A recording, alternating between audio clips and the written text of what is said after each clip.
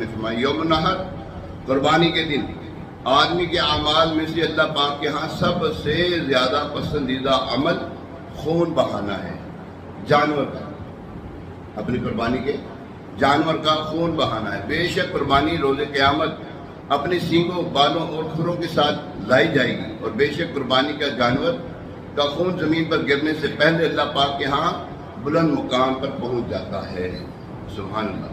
اللہ پاک قرآن پاک میں ارشاد فرماتا ہے مویشیوں میں سے کچھ بوجھ اٹھانے والے اور کچھ زمین پر بچھے ہوئے جانور پیدا کیے، مثلا وہ جانور جو بوجھ اٹھاتے ہیں جیسے اونٹ، بیل، گائے وغیرہ کو ہل جوتنے کے لیے بھی آج کہیں نہ کہیں استعمال کیا جاتا ہے، اور جو چھوٹے جانور، چھوٹے قد کے جانور ہیں جن کی کھال وغیرہ سے قالین بنائے جاتے ہیں، جیسے بھیڑ ہے، بکری ہے، ان کی کھالیں قالین وغیرہ کے لیے کی جگہ استعمال کی جاتی ہے۔ اللہ پاک نے فرمایا ہم نے تمہیں بوجھ اٹھانے والے جانور سے بھی عطا کیا اور چھوٹے قد والے جانور جن کی کھالوں سے تم قالین وغیرہ بناتے ہو وہ بھی عطا کیا۔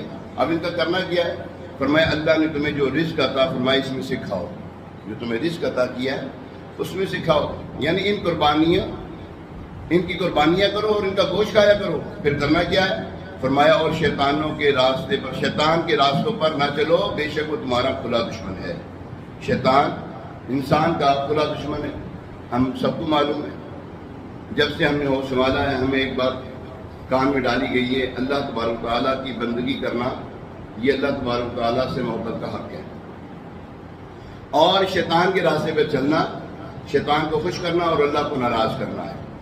تو ہمیں جو ہے اس کے راستے پر چلنے سے منع کیا گیا ہے۔ جیسے ایک اور جگہ پہ ارشاد فرمایا اور شیطان کے راستوں پر نہ چلو، یعنی شیطان تمہیں جس راہ پر لگاتا ہے ہرگز ان راہوں پر نہ چلو۔ دیکھیے شیطان جو ہے بیسیکلی بہت عبادت گزار تھا، شیطان عبادت گزار تھا، بڑی عبادت کی، اس نے بڑی عبادت کی، اس وقت سب سے زیادہ علم رکھنے والا تھا۔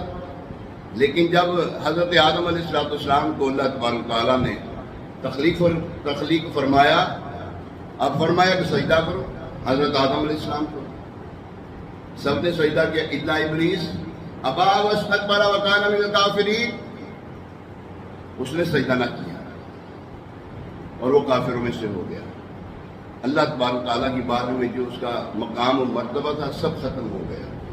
یاد رکھیں اللہ تبارک تعالیٰ کی بارگاہ میں متقی اور پرہیزگار، کئی جگہوں پر آپ نے سنا بھی ہوگا کہ اللہ تبارک تعالیٰ کی بارگاہ میں کسی کالے کو گورے پر، کسی امیر کو غریب پر کوئی فوقیت حاصل نہیں۔